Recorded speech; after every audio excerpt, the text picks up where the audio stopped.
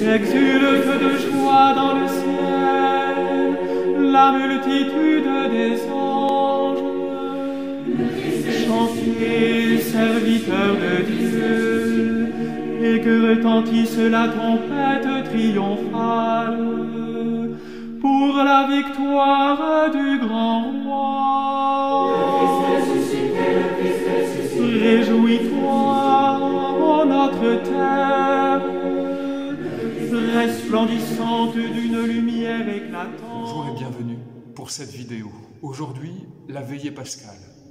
Nous ne pourrons malheureusement pas la vivre physiquement réunis dans nos églises, et c'est une vraie douleur. Mais nous offrons cela, et nous sommes sûrs que la grâce du Seigneur nous rejoindra chez nous, dans notre cathédrale intérieure. Pour commencer, je souhaite vous dire un mot du mystère du Samedi Saint, souvent passé sous silence.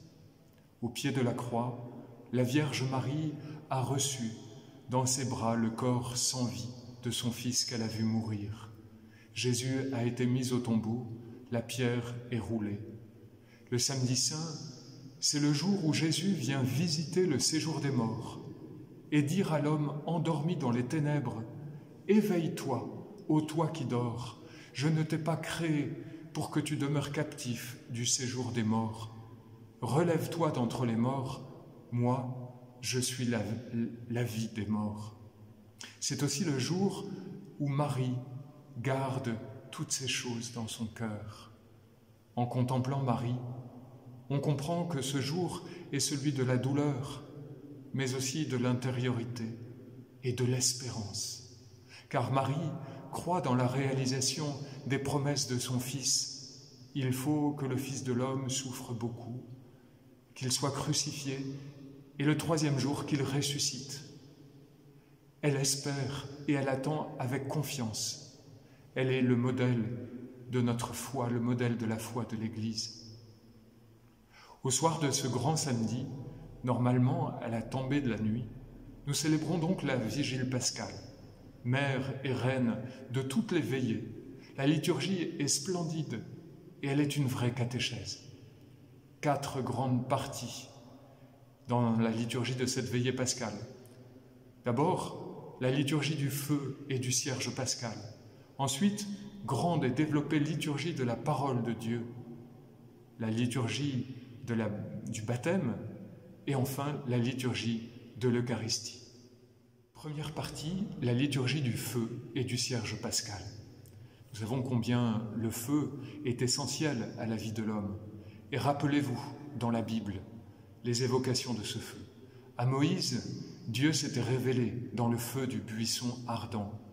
À la Pentecôte, l'Esprit Saint est descendu sur les apôtres dans des langues de feu. Dieu se révèle comme amour, un amour qui brûle, comme un feu dévorant. À l'extérieur de l'Église, on fait donc un grand feu que le célébrant va bénir. Seigneur notre Dieu, par ton Fils, qui est la lumière du monde, tu as donné aux hommes la clarté de ta lumière. Daigne bénir cette flamme qui brille dans la nuit. Accorde-nous, durant ces fêtes pascales, d'être enflammés d'un si grand désir du ciel que nous puissions parvenir, avec un cœur pur, aux fêtes de l'éternelle lumière. Puis il prépare le cierge pascal, l'allume au feu et communique cette lumière à toute l'assemblée qui en reçoit la flamme. Cierge en main, les participants entrent en procession dans l'église encore sombre. Les chrétiens sont vraiment le peuple de la lumière du Christ. Sa lumière dissipe toutes les ténèbres de nos existences. Vient ensuite l'annonce de la Pâque, l'exultète. C'est chanté normalement par le diacre, un texte splendide avec un grand souffle, une invitation à l'exultation, à la joie. Voici la nuit où le Christ, brisant les liens de la mort, s'est relevé victorieux des enfers. Ô nuit de vrai bonheur, nuit où le ciel s'unit à la terre, où l'homme rencontre Dieu. La deuxième partie de la veillée pascale est la liturgie de la parole. 7 lectures de l'Ancien Testament, si on les prenait toutes. La parole de Dieu nous retrace toute l'histoire du salut dans un grand souffle et une grande amplitude.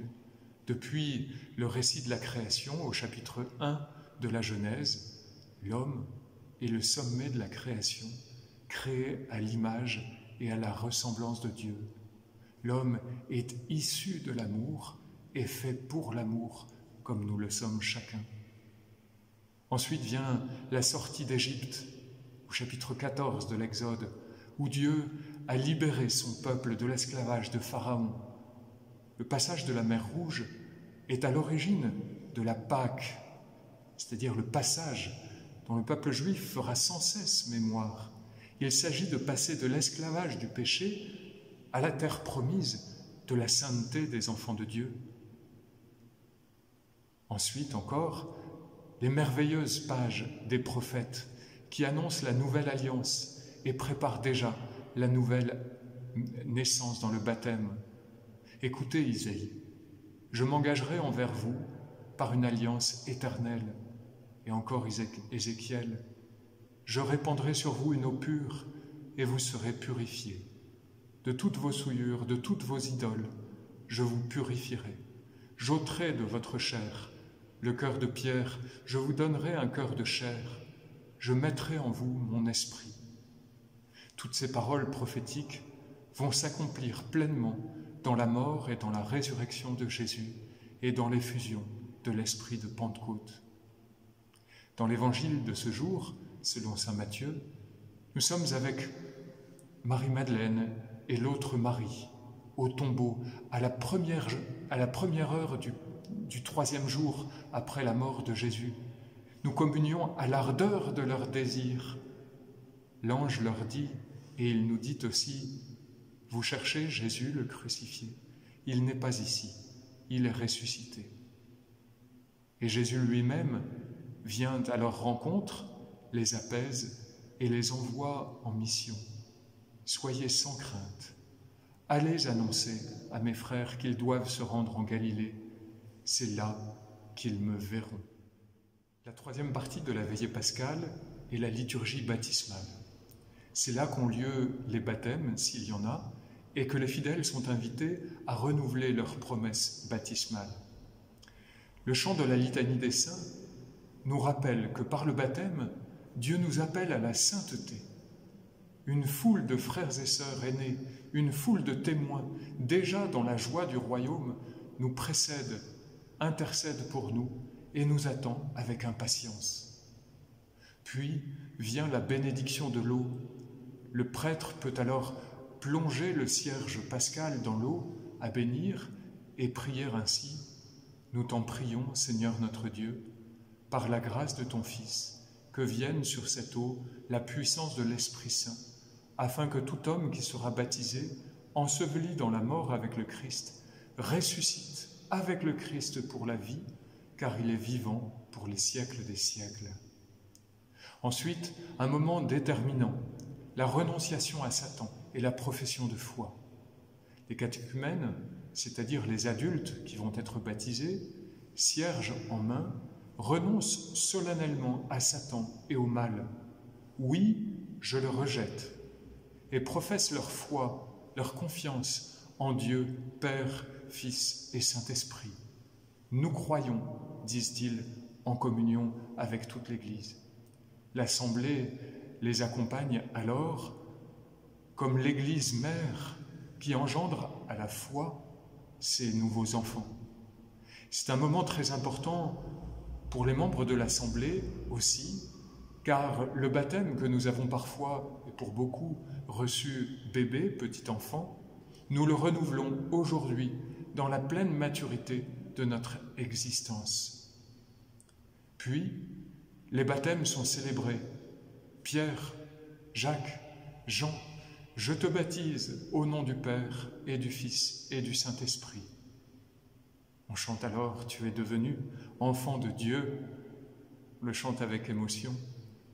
Un être nouveau est né, fruit de l'amour de Dieu, fruit de la mort et de la résurrection de Jésus.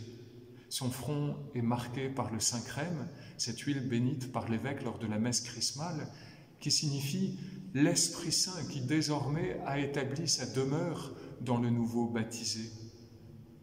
Il est revêtu d'un vêtement blanc, comme cette foule des saints de l'Apocalypse, vêtus de vêtements blancs. Il reçoit un cierge immaculé allumé au cierge pascal. Il est maintenant, avec tous ses frères et sœurs dans la foi, appelé à devenir lumière et à porter la lumière au monde. Le néophyte, c'est-à-dire l'adulte qui vient d'être baptisé, est normalement confirmé immédiatement après le baptême, mais sa confirmation peut être aussi reportée. Enfin, le célébrant asperge toute l'assemblée en passant dans les rangs au son d'un chant festif comme « J'ai vu l'eau vive jaillissant du cœur du Christ. Alléluia, Alléluia ».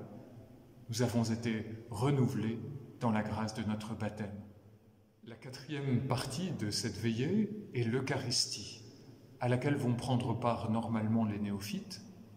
Ils auront ainsi reçu les 3 sacrements de l'initiation chrétienne. Dans l'Eucharistie, il nous est donné, chaque fois que nous y participons, de communier au mystère de l'amour du Christ, mort et ressuscité. Chaque fois que nous y participons, que nous participons à la messe, nous mourrons au péché avec le Christ et nous ressuscitons avec lui à une vie nouvelle. Nous sommes restaurés. Permettez-moi de moins développer cette partie de laquelle nous sommes sans doute plus familiers.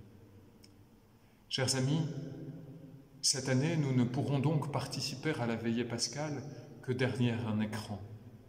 Mais je vous souhaite profondément d'y participer l'an prochain, tant cette veillée est riche et belle.